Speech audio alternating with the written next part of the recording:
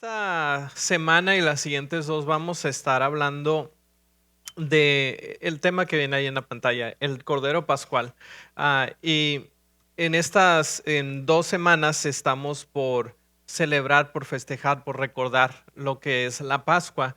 Pero no sé si tal vez tú te hayas preguntado, bueno, ¿por qué la Pascua? O sea, ¿por qué ese nombre? ¿Por qué se celebra en las fechas que se celebra? Uno de los nombres que conocemos de Jesús es el Cordero de Dios. Y bueno, ¿por qué Cordero? ¿Por qué no el tiburón de Dios que se come el pecado del mundo, ¿no? ¿Por qué no, sé, elefante? ¿Por qué no gato de Dios, no? Pues si fuera por un sacrificio gatos, pues sacrifiquen todos los que quieran, ¿verdad? Si por mí fuera. Este, pero ¿por qué? O sea, ¿por qué Cordero? ¿Por qué Pascua? Y ¿Y cuál es la importancia de esto? Esta es una celebración que tenía sus orígenes en el pueblo hebreo, en el pueblo judío, y eventualmente el entender las raíces de dónde viene creo que nos va a ayudar a nosotros a apreciar más el sacrificio de Jesús. Y lo que vamos a hacer en estas 3 semanas es explorar algunos aspectos alrededor de la Pascua. Y el día de hoy vamos a empezar por el principio de cómo se inició, cómo se instituyó la Pascua. Así que lo que vamos a hacer el día de hoy, te invito a que vayas al libro de Éxodo, capítulo 12. Y el libro de Éxodo es el segundo libro que encuentras en tu Biblia, en el capítulo 12. Y mientras vas para allá, déjame te platico un poquito del contexto, dónde estamos en el capítulo 12. Pues primero que nada, en la última parte de Génesis y la primera parte de Éxodo es donde encontramos que el pueblo hebreo, el pueblo de Dios, se encontraba en una situación donde había una hambruna muy intensa. Más o menos en ese tiempo es donde encontramos la historia de José y el José el soñador. Si has visto por ahí la película de Disney, pues bueno, esa es. Nada más ahí nota, la Biblia fue escrita primera y luego la película, no al revés, ¿eh? Así que la Biblia es la que tiene la razón en cuanto a las discrepancias entre la película. Pero bueno, la película dice nos ayuda a tal vez, si no has leído la historia en las escrituras, te da algunos aspectos, pero te invito a que la leas en las escrituras. Así que vemos que estamos en ese tiempo cuando ya Dios, a través de distintas situaciones milagrosas, había provisto para su pueblo, para los hijos de Isaac, 70 en total, la provisión para ellos estar seguros y rescatados durante este tiempo de hambruna, en el hecho de que se van a Egipto bajo el cuidado de José y también debajo de Faraón. Y ahí pasan siglos y siglos y siglos. De hecho, pasan 430 años, pasan el pueblo hebreo viviendo bajo Egipto, y durante ese tiempo pasan tiempos muy buenos, especialmente cuando estaba José en vida y todavía los que lo conocían, el pueblo se multiplica, crece, prospera, pero eventualmente y al pasar de los años y los siglos, la gente de Egipto se olvida de quién era José. Y empiezan entonces a maltratarlos, empiezan a oprimirlos, empiezan a abusar de ellos. Una de las razones, uno de los faraones decía que este pueblo, necesitamos oprimir a este pueblo porque está creciendo tanto que nos van a derrocar a nosotros mismos. Así que con esa mentalidad fue que empiezan a oprimir al pueblo hebreo. Y te digo, pasan 430 años y el pueblo de Dios empieza a clamar a Dios que les dé libertad, que los libere de sus opresores, que les dé alivio. Y es entonces cuando entra este otro personaje, otra película de Disney, al personaje de Moisés. Y Moisés, tal vez lo hemos escuchado, ¿no? Es el de los 10 mandamientos, es el que parte a través de quien Dios da los mandamientos, a través de quien Dios parte las aguas del Mar Rojo, pero también es aquel a través de quien Dios manda unas plagas que eran en realidad juicio de Dios en contra de los que oprimían a su pueblo, en contra de los egipcios. Y había distintas plagas, ¿no? Pero una de ellas, la última, era la más pesada, la más severa, que era la muerte del hijo primogénito de cada casa. Y así que Dios provee un escape, provee una solución aún para su propio pueblo de esta plaga. Así que ahí es donde nos encontramos en el capítulo 12 de Éxodo. Es cómo Dios está instituyendo la Pascua, cómo está proveyendo este escape de la plaga de la muerte del primogénito de cada casa. La Pascua, dicho sea de paso, significa, en inglés se dice Passover, que significa pasar de largo. Y eso es precisamente el sentido que significa esta palabra, significa pasar de largo, significa irse de largo. Así que cuando el ángel de la muerte visitaba a las casas, las casas que cumplían con los requisitos que Dios les había instituido, entonces el ángel iba a pasar de largo, iba a hacer Pascua sobre las casas que cumplieran con los requisitos que había Dios dado, ¿no? Así que eso significa primero que nada la palabra Pascua. ¿Cuándo sucede esto? Pues en el mes 14 de Aviv, que es cuando se celebra la Pascua, es en esa fecha. Ahora, ¿qué es el mes de Aviv?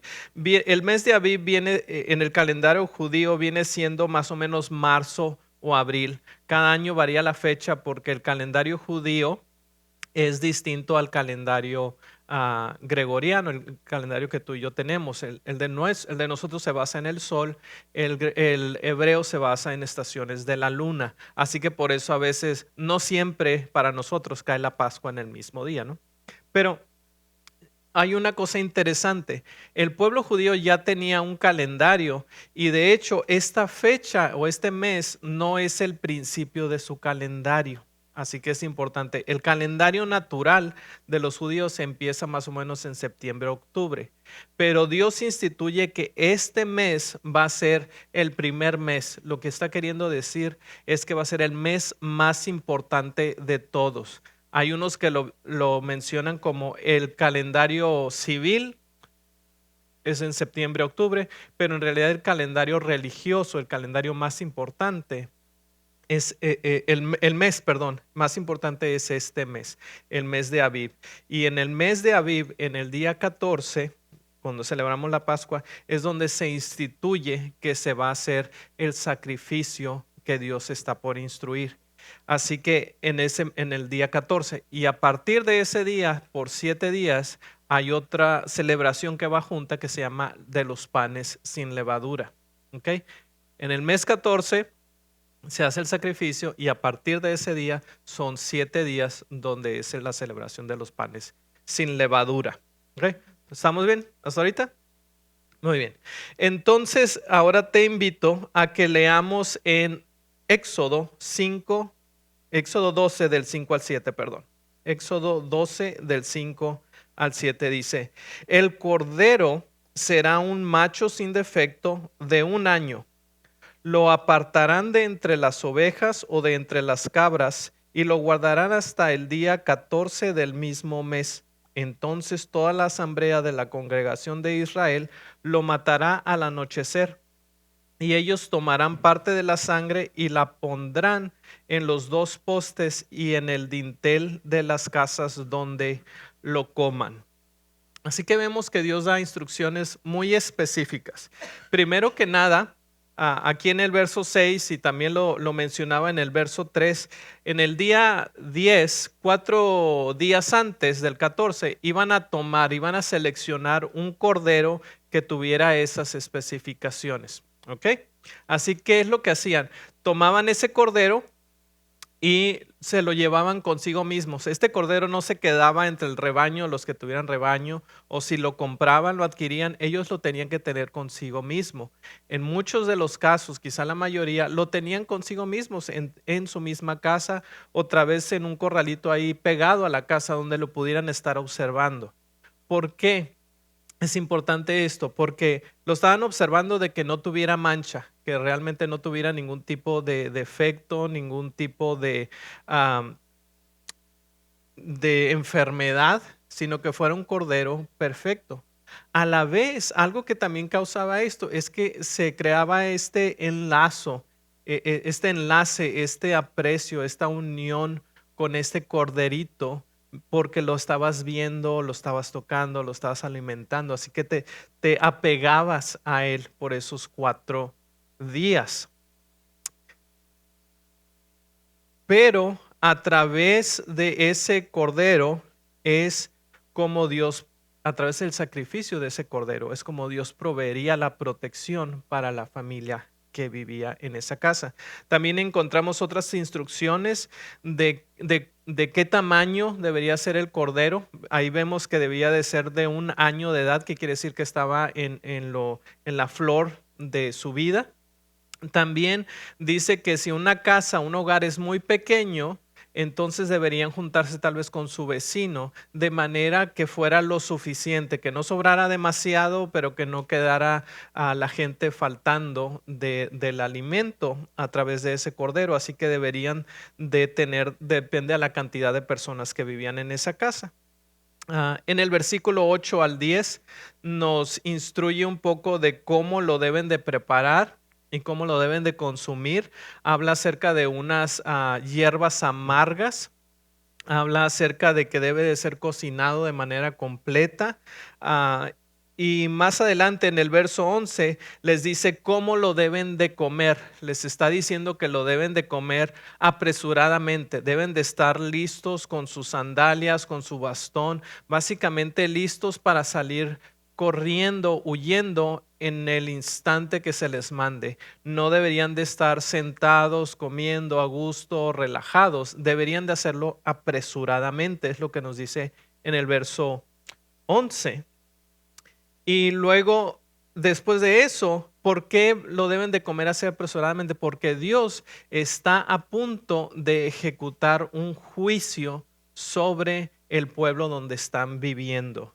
Y vemos que este juicio en el verso 12 dice, porque esa noche pasaré por la tierra de Egipto y heriré a todo primogénito de la tierra de Egipto, tanto de hombre como de animal.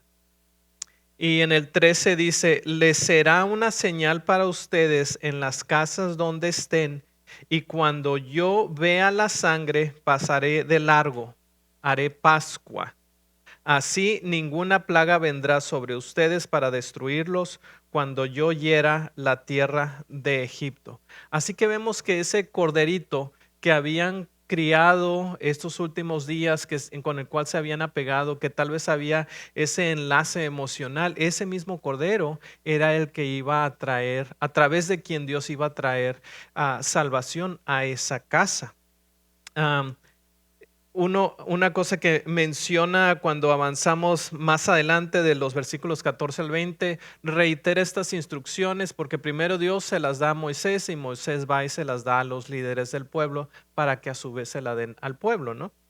Y del 14 al 20 están dando esas instrucciones y en el 22 al 23 vamos a leer esta parte porque es muy importante y es clave. Dice, tomarán un manojo de hisopo y lo mojarán en la sangre que está en la vasija. Untarán con la sangre que está en la vasija el dintel y los postes de la puerta. Ninguno de ustedes saldrá de la puerta de su casa hasta la mañana, pues el Señor pasará para herir a los egipcios cuando vea la sangre en el dintel y en los postes de la puerta, el Señor pasará de largo aquella puerta y no permitirá que el ángel destructor entre en sus casas para herirlos. Interesantemente, el poste y el dintel de las casas, ¿no? O sea, son los dos postes, tienes que pintarlo con la sangre, con el hisopo, y luego el dintel por arriba. ¿Qué figura está haciendo? Una figura similar a una cruz. Fíjate cómo Dios estaba desde ese entonces dejando entrever algo que estaba por venir, algo que vendría después. Pero fíjate, no era suficiente tener el cordero, no era suficiente criarlo, no era suficiente sacrificarlo, no era suficiente comerlo. Tenías que tenías que marcar en tu casa, en tu hogar, ah, con la sangre, si no, no era válido. Y a partir de ese entonces se instituye la fiesta de la Pascua, la celebración de la Pascua, porque celebrarían y recordarían cómo Dios los había liberado de Egipto. Más adelante, y esto se debería de hacer todos los años, era una celebración, un requisito anual que Dios estaba instituyendo sobre su pueblo. No solo eso, pero también quienes podían participar de la Pascua. Fíjate, en el versos 43 al 46 dice lo siguiente: esta es la ordenanza de la Pascua. Ningún extranjero comerá de ella, pero el siervo de todo hombre comprado por dinero, después que lo circunciden, podrá entonces comer de ella. El extranjero y el jornalero no comerán de ella. Se ha de comer cada cordero en una misma casa. No sacarán nada de la carne fuera de la casa, ni quebrarán, fíjate, pon atención a este más adelante, lo vamos a ver, ni quebrarán ninguno de sus huesos. ¿Qué nos está diciendo con todo esto? Este rescate que Dios está proveyendo es exclusivo para los que se consagran al Señor, para los que se apartan para Dios, para aquellos que deciden vivir bajo la protección de Dios a través de sus ordenanzas. No era un sacrificio que una persona lo hacía y ya era válido para todos, para todo el pueblo. No era válido para los vecinos, ni siquiera para familiares que vivían en otros lados. Cada familia tenía que venir bajo la cobertura y la protección de Dios. Tenía cada familia que consagrarse al Señor para que pudiera tener o aplicarse a ellos mismos. Ahora, vamos a continuar avanzando en los años. Esta celebración de la Pascua se estima que alrededor de 1500 años antes de la venida de Jesús es cuando se instituyó la primera Pascua. Así que esto era una tradición, una celebración que venía bien arraigada en el pueblo judío año tras año tras año. Pero fíjate que a través de hacerlo así, nos estaba recordando dos cosas. Número uno, que esa Pascua, como la celebraban, era una Pascua imperfecta. Era una Pascua que no iba a traer perdón y redención permanente, porque así había que hacerla año tras año tras año. Por el perdón de nuestros pecados había que hacerlo año tras año tras año. No era un sacrificio perfecto ni era un sacrificio permanente. Así que era imperfecta, pero a su vez Dios estaba dejando entrever que estaba por venir un Mesías, un cordero que sería el definitivo, un cordero que cuando éste fuera sacrificado sería el pago completo, total, definitivo. Y esto proveería para ti, para mí, para el pueblo de Dios, la oportunidad de tener una relación restaurada, de que el pecado por el cual ofrecíamos sacrificios iba a ser quitado de manera total y definitiva. Y déjame hacer aquí un pequeño como paréntesis. Cuando, en el contexto en el que vivimos, yo creo que la mayoría hemos escuchado que Dios nos ama. Hemos escuchado que Dios nos creó con un plan perfecto, con dedicación y delicadeza a cada uno de nosotros. Seguramente somos conscientes también de que hemos pecado. No creo que alguien aquí pueda definitivamente decir, no, yo jamás he cometido ningún pecado. Y una tercera cosa que también sabemos es que Jesús murió en la cruz. Son esas tres cosas muy básicas, muy sencillas y las hemos escuchado en un grado u otro. Pero, ¿por qué tuvo que ser Jesús quien muriera? ¿Por qué no pudo haber sido alguien más? ¿Por qué no continuamos sacrificando animales? ¿Por qué fue Jesús el que tuvo que hacerlo? Si estaba funcionando de alguna manera hasta el tiempo de la Pascua, pues sigámoslo haciendo, ¿no? ¿Por qué Jesús? ¿Y por qué no alguien más? Y el comprender la respuesta a esa pregunta, yo creo que nos va a ayudar realmente a poder nosotros valorar el sacrificio de Jesús y poder cambiar de ser solamente simpatizantes de la idea de Jesús a ser realmente seguidores de Jesús. Realmente de ser personas morales en apariencia a ser transformados de corazón en seguidores de Jesús. Así que ahora, con todo este contexto que te di de la historia, aunque fue muy rápido y resumido de lo que es la institución de la Pascua, vamos a ver cómo en Jesús se cumplen los requisitos de ese Cordero Pascual. Primero que nada, regresemos a Éxodo 12:5. Fíjate lo que dice: el Cordero será un macho sin defecto y de 1 año. ¿Ok? Aquí hay 4 elementos que vamos a ver y todavía hay un quinto que no está en ese versículo, sino en el verso 46. Pero vamos a empezar con estos. Primero que nada, debe de ser un varón, un macho. Y vemos en Juan 3:16, uno de los versículos más conocidos, ¿no? Porque de tal manera amó Dios al mundo que dio a su Hijo unigénito. No dio a su hija, no dio a un animal en sacrificio, no dio a un ángel en sacrificio, dio a su Hijo unigénito para que todo aquel que en él crea no se pierda, sino que tenga vida eterna. En los distintos recuentos donde vemos que una virgen llamada María concibió del Espíritu Santo, dio a luz a un hijo varón. Así que ahí vemos el segundo punto que te había dicho, que debe ser un macho sin defecto, un varón. El segundo, que en realidad es el primero que se mencionó, el cordero. Y hablábamos al principio, bueno, ¿por qué cordero? ¿Por qué no otro animal? Si consideras así de manera simple y sencilla, un cordero es un animalito muy amable, muy afable. No es, cuando piensas en un cordero, no pienses en alguien que te va a venir a atacar, no piensas como una víbora que va a venir sigilosamente y darte la mordida, no piensas como en un oso que te viene a atracar y de cual no tienes que salir corriendo y si bien te va. Cuando piensas en un cordero, es un símbolo de inocencia.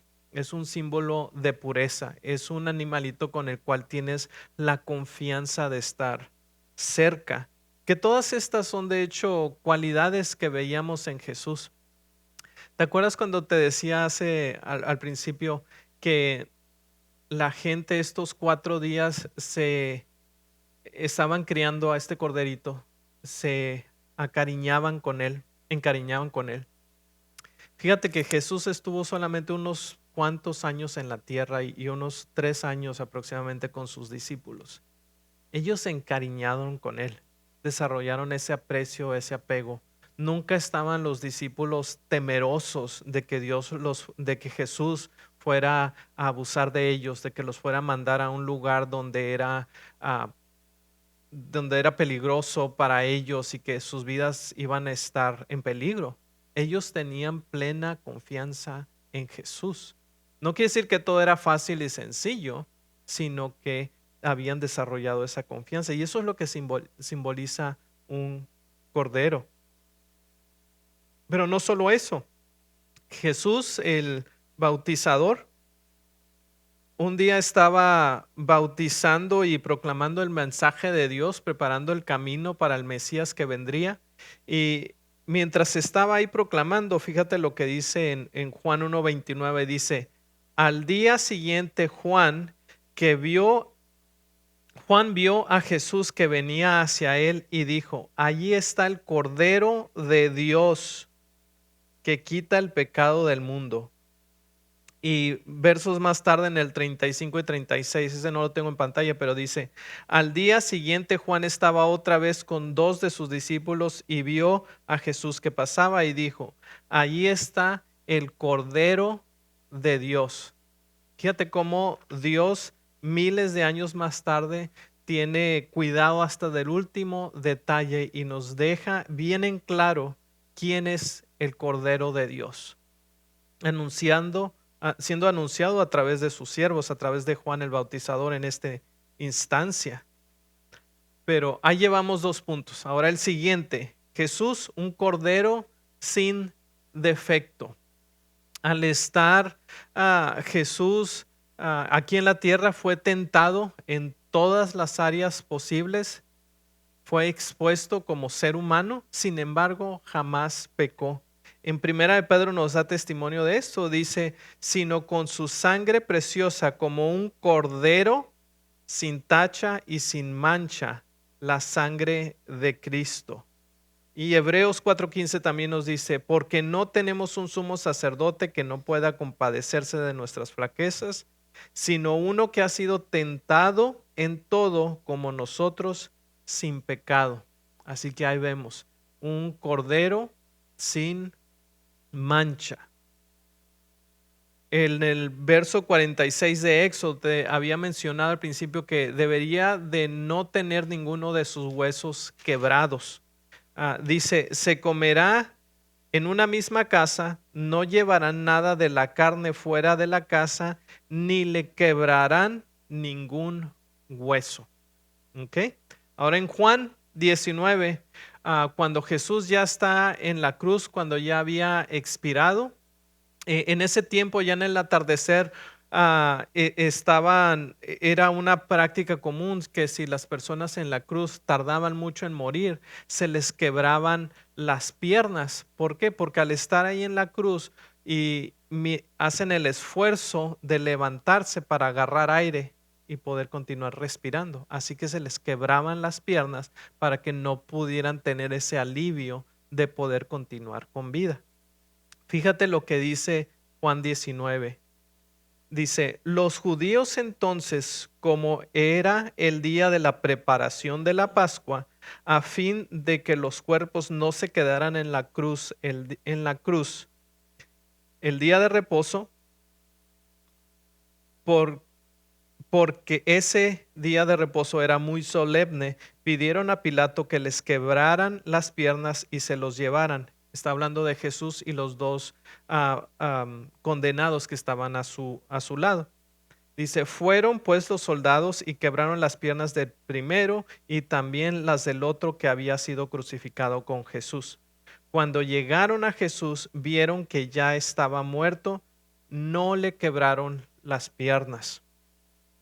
Pero uno de los soldados le traspasó el costado con una lanza y al momento salió, fíjate, sangre y agua. El que lo había visto ha dado testimonio y su testimonio es verdadero. El que sabe que dice la verdad para que ustedes también crean. Este versículo básicamente lo que está diciendo es muy probable que uno de los centuriones que estaba ahí presente cuando se le atravesó la lanza de Jesús, a raíz de eso se convertiría en un seguidor de Cristo. Por eso dice que él fue testigo de lo que sucedió. Porque esto sucedió para que se cumpliera la escritura, no será quebrado hueso suyo.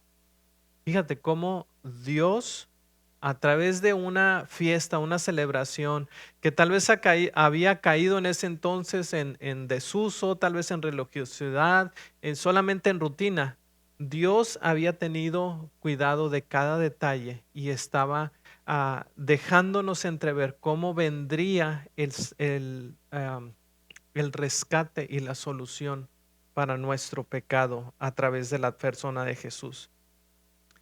Pero bueno, sucedió todo esto. Jesús cumplió con todos estos requisitos. Y no solo eso, sino que Él entregó su vida. No era suficiente con que cumpliera con los requisitos. Jesús tenía que ser sacrificado. Por eso era el Cordero de Dios. No era suficiente con que fuera perfecto. Tenía que Él dar su vida en rescate por nosotros. No era suficiente la intención de hacerlo. Tenía que suceder así.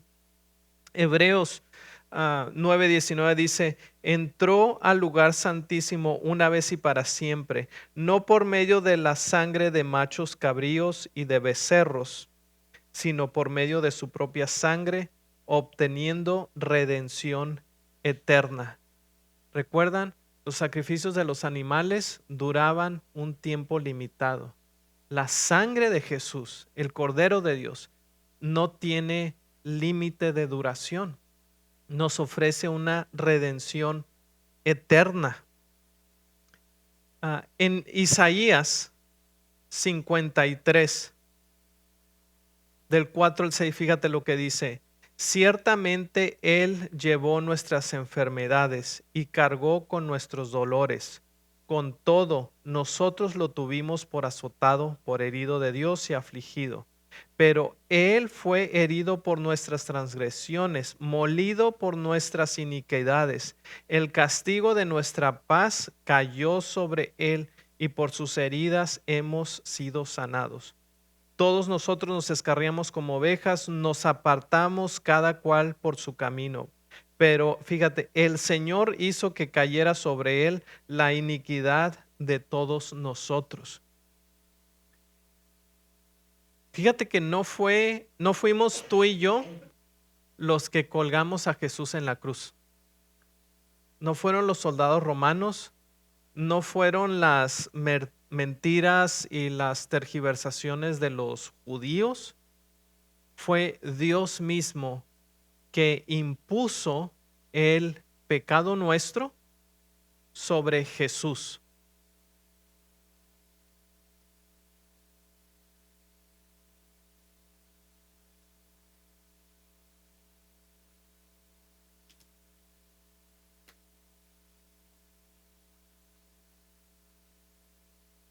Pero fíjate lo bello que sucedió a partir de esto. Porque entonces fue que sucedió una transferencia. Entonces fue que Dios tomó a su Hijo Jesús el Mesías y colocó sobre él la iniquidad de nosotros. Él fue herido y golpeado y castigado por Dios mismo a causa de nuestro pecado. Y aquí sucede un término que tal vez nunca has escuchado, que se llama imputación. Ah, no tiene nada que ver con amputación, que es cuando te mochan un miembro, pero es imputación. ¿Qué significa eso? Es cuando es un intercambio, es cuando Dios toma nuestro pecado y lo imputa, lo impone sobre Jesús.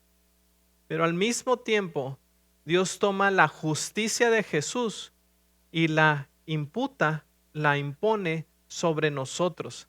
Así que de esa forma, Dios ve a través de nosotros la justicia de Jesús. Nosotros ya no estamos sufriendo las consecuencias de nuestro pecado. Porque ahora Dios el Padre, un juez justo, debía de castigar el pecado. No podía solamente el pecado ser ignorado, alguien tenía que pagar sobre ello. Así que Dios hizo ese intercambio, hizo esa imputación sobre nuestras vidas. Ahora, hasta ahí pues todo suena muy bien, ¿no? Qué padre, gracias Dios por lo que hiciste. Vamos a seguir viviendo las vidas normal, ¿no? Y te acuerdas cuando te decía hace rato, la mayoría hemos escuchado que Dios nos ama, la mayoría hemos escuchado que somos pecadores y también hemos escuchado que Jesús murió en la cruz. Imagina una de las familias en Éxodo que tenían el cordero que era sin mancha, que lo sacrificaron, que lo comieron, pero no aplicaron la sangre a las puertas de su casa y al dintel. ¿Les valdría el sacrificio de ese cordero? No. Y saben que a veces muchas veces es el problema en el que vivimos ah, en nuestra sociedad. A veces como creyentes, a veces creemos que porque hemos ido bastante tiempo a la iglesia, porque mi familiar va mucho a la iglesia, pues eso ya también me cuenta a mí, o porque sabes que Jesús murió en la cruz, entonces quiere decir que se te aplica a ti. Pero la realidad de las cosas es que hasta que en nuestros corazones están marcados por esa sangre de Jesús, no es sino hasta entonces que el sacrificio de Jesús es válido para nosotros. El solo conocer la historia de Jesús no nos beneficia en nada, el aplicar la sangre de Jesús. ¿Y a qué me refiero con eso? El hecho de que los hebreos en la Pascua siguieran las instrucciones, ellos estaban diciendo, no se van a hacer las cosas como yo quiero, no se van a hacer las cosas en el momento que yo quiero. Ellos estaban sometiéndose bajo la protección de Dios al seguir sus instrucciones. Así de manera similar, tú y yo no nos beneficia en nada conocer la historia de Jesús. Tú y yo necesitamos venir en humildad de corazón, reconocer nuestros pecados y entonces poderle pedir al Señor que perdone nuestros pecados, que le rendimos nuestras vidas a Él. Es entonces cuando marcamos nuestros corazones, es cuando Dios hace ese intercambio tan perfecto de tomar nuestros pecados, imponerlos sobre Jesús y tomar la justicia de Jesús y ponerla sobre nosotros. Termino con lo siguiente. En 2 Corintios 5:17 dice, de modo que si alguno está en Cristo, nueva criatura es. Las cosas viejas pasaron y ahora han sido hechas nuevas. Y todo esto procede de Dios, quien nos reconcilió con Él mismo por medio de Cristo y nos dio el ministerio de la reconciliación. Fíjate, la intención de reconciliarnos con Dios no fue que un día nosotros nos despertamos y decimos, ya voy a arreglar mi vida, ahora ya voy a hacer todo bien. Fue la iniciativa de Dios que siquiera nos permitió darnos cuenta la necedad de nuestras vidas. Y lo dice, es decir, que Dios estaba en Cristo reconciliando al mundo con Él mismo, no tomando en cuenta a los hombres sus transgresiones, y nos ha encomendado a nosotros la palabra de reconciliación. Ese mismo amor, esa misma gracia, ese mismo perdón que hemos recibido, ahora es de nosotros poder ir con otros a anunciarles de esa reconciliación que está disponible.